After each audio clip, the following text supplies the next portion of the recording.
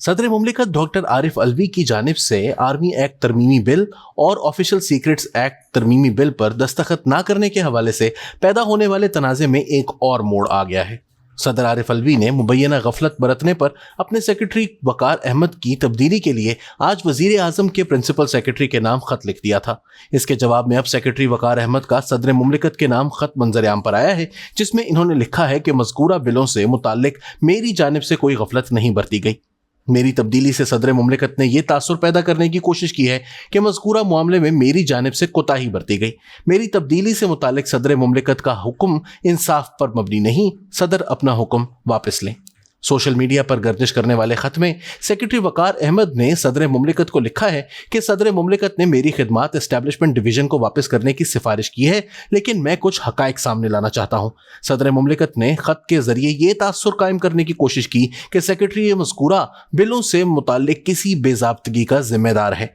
वकार अहमद के मुताबिक Pakistan army act तरमीमी bill 2 अगस्त को दफ्तरी औकात के बाद ऐवान सदर में मौसूल हुआ और 3 अगस्त को यह बिल सदर मुमलिकत को भेज दिया गया था। इसी तरह ऑफिशियल सीक्रेट्स एक्ट तरमीमी बिल 8 अगस्त की शाम को दफ्तर बंद होने के बाद ऐवान सदर को मौसूल हुआ। ऑफिशियल सीक्रेट्स एक्ट तरमीमी बिल 9 अगस्त को सदर मुमलिकत को भिजवा दिया गया।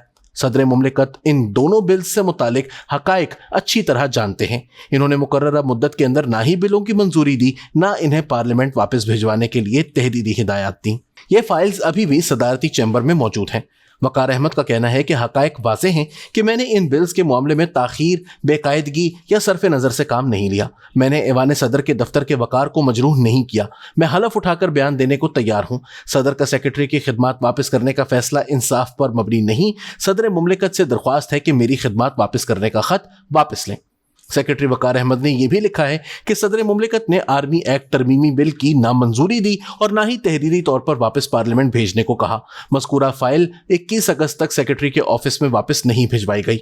इन्होंने सदर मुमलिकत से दरख्वास्त की कि वो FIA या किसी भी एजेंसी से तहकीकात करवा सकते हैं। अगर किसी ऑफिसर या ऑफिशियल ने कोताही की है तो इंक्वायरी करवाकर इस पर जिम्मेदारी डाली जाए। अगर सुप्रीम कोर्ट या किसी अदालत ने मुझे बुलाया तो मैं रिकॉर्ड के साथ जाकर हकाइक बताऊंगा और रिकॉर्ड पेश करके अपनी बेगुनाही साबित करूंगा। याद रहे कि ऐवान सदर सेक्रेटेरिएट ने वजीर आजम के प्रिंसिपल सेक्रेटरी के नाम खत लिखकर कहा था कि सेक्रेटरी सदर मुमलिकत वकार अहमद की खिदमात की मजीद ज़रूरत नहीं, इनकी खिदमात एस्टैब्लिशमेंट डिवीजन को वापस की जा रही हैं। ऐवान सदर के खत में पाकिस्तान एडमिनिस्ट्रेटिव सर्विस की ग्रेड 22 की खातून अफसर हुमैरा अहमद को सदर की सेक्रेटरी लगाने की सिफारिश भी की गई थी। इससे कबल अपने जाती अकाउंट से ट्वीट करते हुए सदर मुमलिकत ने लिखा था कि आर्मी एक्ट तरमीमी बिल और ऑफिशियल सीक्रेट्स एक्ट तरमीमी बिल पर मैंने दस्तखत नहीं किए थे और अपने अमले को हिदायत दी थी कि इन्हें बगैर मंजूरी के पार्लियामेंट को भिजवा दिया जाए। इसके बाद कई बार मैंने अपने अमले से तस्दीक की कि मज़कूरा बिल वापस भिजवा दिए गए हैं। ताहम अब मुझे मालूम हुआ है कि मेरे अमले ने मेरी मर्जी को मजरूह किया और मेरे हुक्म की खिलाफ वर्जी की। खुदा गवाह है कि मैं इन बिलों से मुत्तफिक नहीं हूं और मैंने इनकी मंजूरी नहीं दी।